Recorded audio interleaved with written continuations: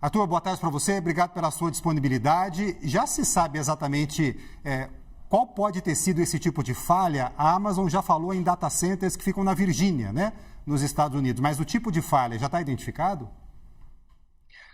Boa tarde, Turci. Parte da explicação, sim, foi uma falha do que se chama de DNS. Então, tentando ser o mais didático possível aqui, o que é o DNS? Quando nós acessamos um site, estamos entrando, por exemplo, no site do Times Brasil. Na verdade, nós estamos digitando isso porque fica fácil de lembrar. Mas, na verdade, o acesso está sendo feito em um IP, que é um endereço numérico. Seria impossível ficar guardando todos esses números. É o equivalente a um número de celular. Então, nós associamos aos nomes dos sites. E os aplicativos também fazem assim. Então, o que aconteceu dentro dos servidores da Amazon?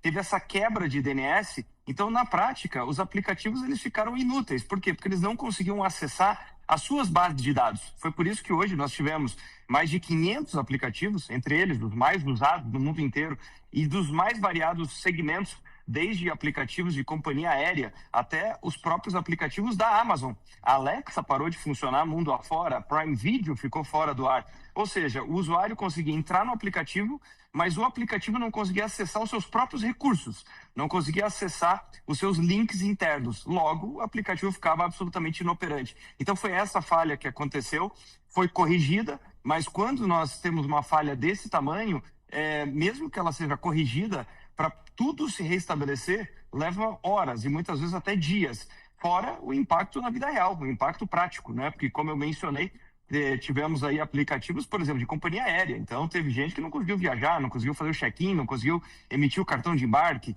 Nós tivemos impactos em plataformas financeiras. Então, imagine empresas que, por exemplo, tinham os seus pagamentos agendados e não conseguiram concretizar. Então, quer dizer, o impacto na economia real é gigantesco e, de fato, essa concentração ela é muito grande, ela é muito penosa. Então, nesses momentos é que nós percebemos que quando o assunto é tecnologia, tudo funciona de forma, parece mágica, até o momento que acontece um colapso como esse.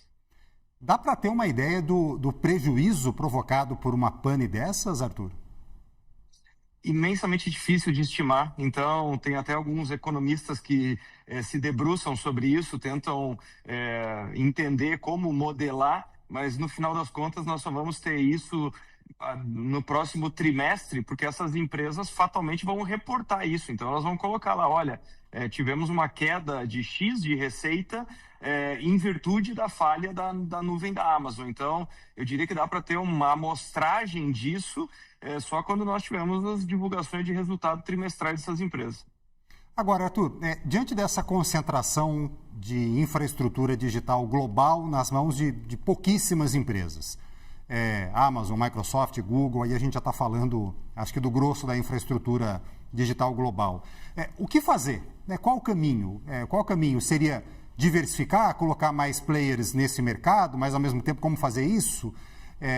Ou de que forma garantir uma segurança mais efetiva para esses serviços? Lembrando que esse próprio data center da Amazon na Virgínia já teria sido responsável por outras panes anteriores também, né? Quer dizer, o problema voltou a acontecer no mesmo lugar. Qual o caminho para a gente não ficar, globalmente falando, refém de tão poucas empresas?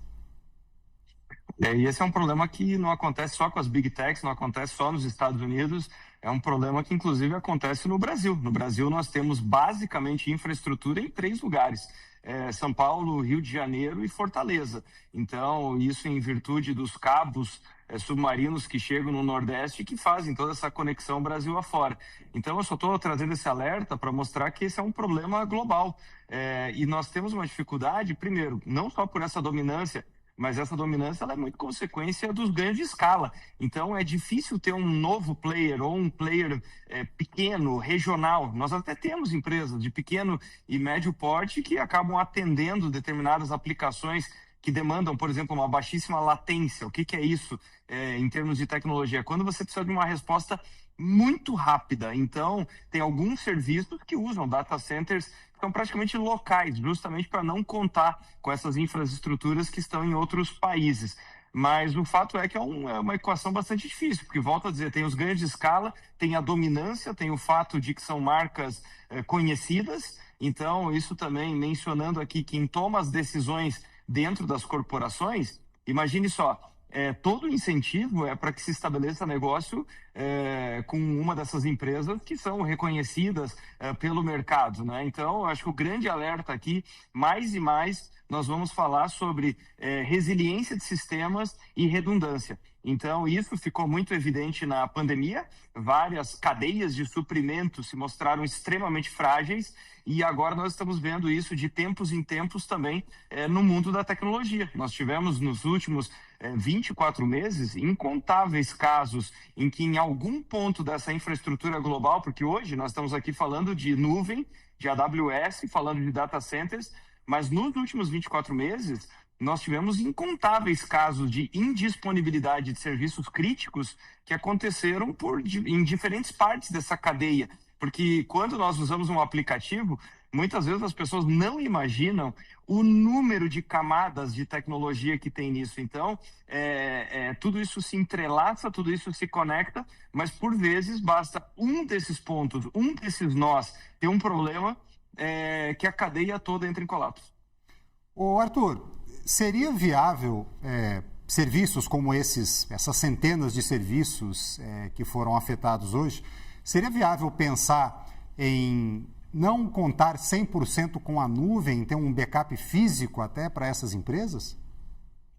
Economicamente, eu diria que é inviável, dado o que aconteceu no mundo, na forma como os negócios são modelados, porque a nuvem, veja, do ponto de vista de gestão de negócios, é o melhor dos mundos, porque é um custo variável, ou seja, a empresa ela acaba pagando só aquilo que ela utiliza, e essa é a beleza do negócio. Então, essas empresas, elas começaram a construir infraestruturas para elas mesmas, como é o caso da Amazon. A Amazon ela tem um pico de demanda em determinadas datas do ano, e aí ela tinha que construir uma infraestrutura colossal e tinha uma certa ociosidade. E aí ela começa a fazer o quê?